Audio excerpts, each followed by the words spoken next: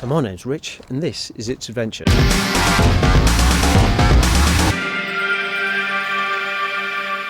Recently, my wife and I have been walking the southwest coastal path. What we're doing is we're split it up into sections. So we started the first bit, we went off for 3 days, and we went from Perranporth down to St Ives. And then after that, we had a couple of days back at home, restocked the cupboards for the kids and made sure that they're okay. And then, by the way, kids, the eldest is 23, and then he was helping out looking after the other one who's 13.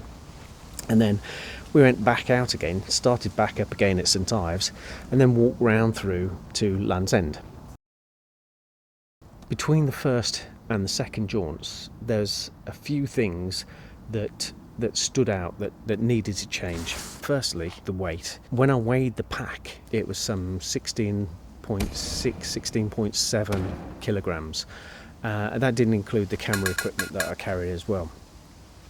Second time, changed things around, and the pack weight went up. But next time around, I did include all of the camera gear as well, and the water and the food.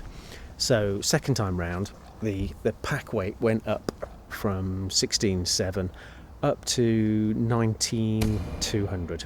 So 19 kilograms, 200 grams.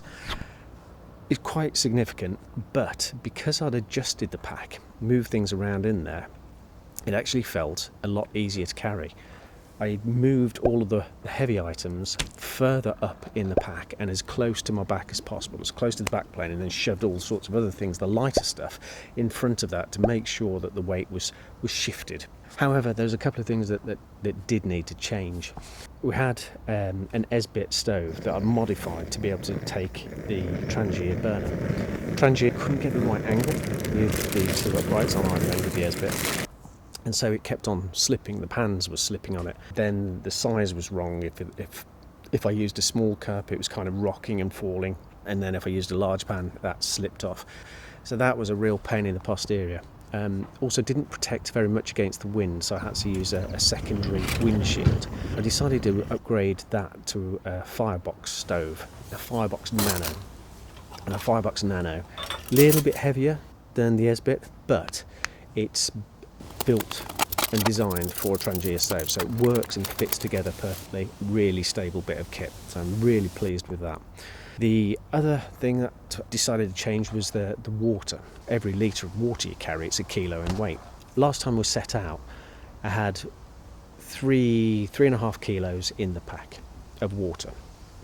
So this time I decided to switch it out for a water filter.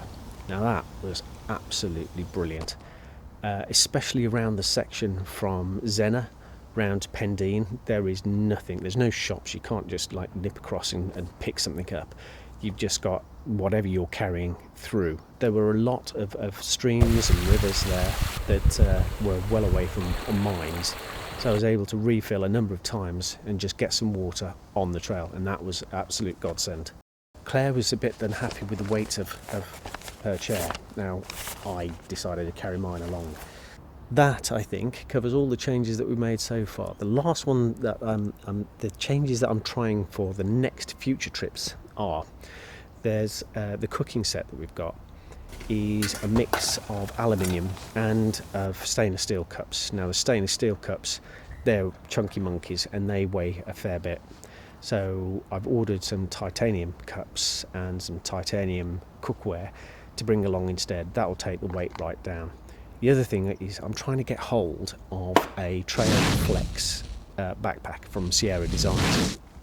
That is proving very difficult to find. I've spoken to Sierra Designs, I've spoken to the distribution company in the UK that deal with it. Now they've told me that there are some 20 backpacks that have come into the UK and have gone out to the retailers. I've spoken to each of the retailers and they've said, oh, you need to just put your name down on the website to say that you're waiting for this when it comes back in stock. So I've done that on all of the websites that I can find it in, and I'm still waiting. Hopefully I'll be able to change that pack, because the current one that I've got, that backpack, that again, dead old, functional, works really well, really good adjustability, but it's 2.5 kilos with nothing in there but air. So 2.5 kilos from the outset, whereas the packet I'm trying to get is 1 kilo. So again, another 1.5 kilo saving. Now, as I say, chairs wise, Claire decided that she didn't want to take her chair with her. This one is 840 grams. For me, this was worthwhile taking. 840 grams extra to be able to sit down at the end of the trail. Wow.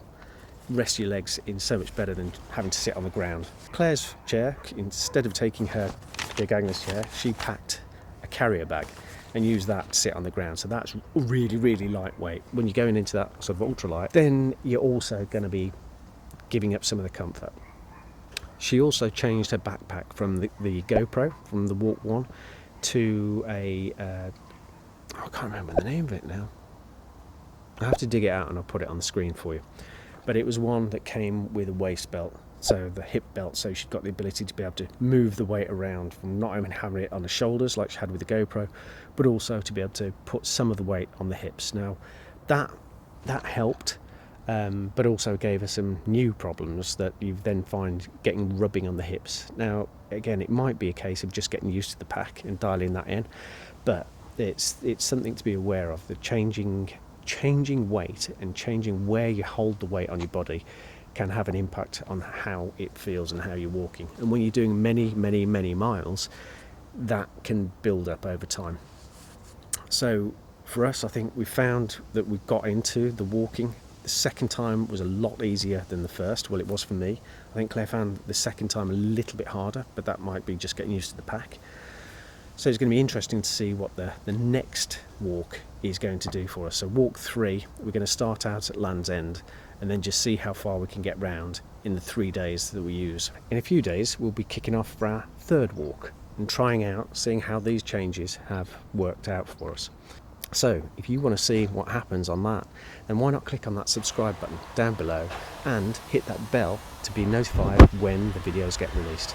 But for now, thank you very much for watching. My name is Rich and this is It's Adventure.